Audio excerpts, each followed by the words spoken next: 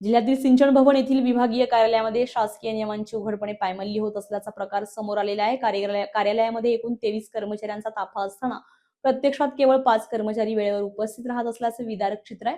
विशेष म्हणजे बायोमेट्रिक हजेरी यंत्रणा उपलब्ध असूनही कामचुकार कर्मचाऱ्यांच्या पगारात कोणतीही कपात होत नसल्याने आश्चर्य व्यक्त केले जात आहे। मिळालेल्या माहितीनुसार सिंचन भवनातील अनेक कर्मचारी आणि वरिष्ठ अभियंते कार्यालयीन वेळेचे अजिबात पालन करत नाहीये।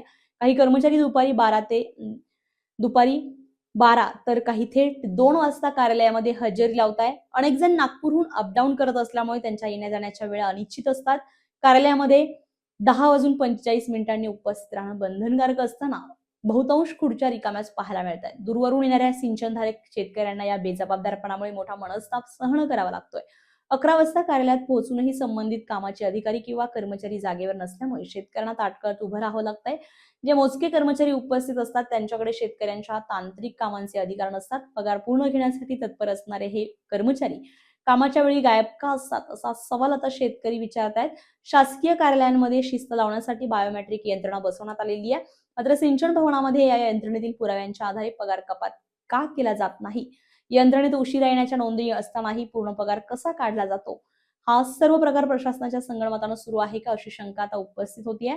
या गंभीर प्रकरणाची दखल जिल्हाधिकारी महोदयांनी तातडीने घ्यावी अशी मागणी जोर धरते। तसेच जिल्ह्याचे पालकमंत्री आणि राज्यमंत्री यांनी या कार्यालयाची आकस्मिक पाहणी करून दोषी कर्मचाऱ्यांवर कठोर कारवाई करावी आणि त्यांच्या वेतनावर कपातीची कुऱ्हाड चालवून त्यांना वेळेचं भान करून द्यावं अशी मागणी आता सिंचनधारक शेतकऱ्यांनी केली आहे। Nilesh Pinjarkar, star Maharashtra news, Wardha. नवनवीन घडामोडी पाहण्यासाठी स्टार महाराष्ट्र न्यूजला सबस्क्राईब करा आणि ताज्या बातम्यांचे अपडेट मिळवण्यासाठी बेल आयकॉनला प्रेस करा आणि परिपूर्ण बातमी बरोबर रहा, इतरांपेक्षा एक पाऊल पुढे।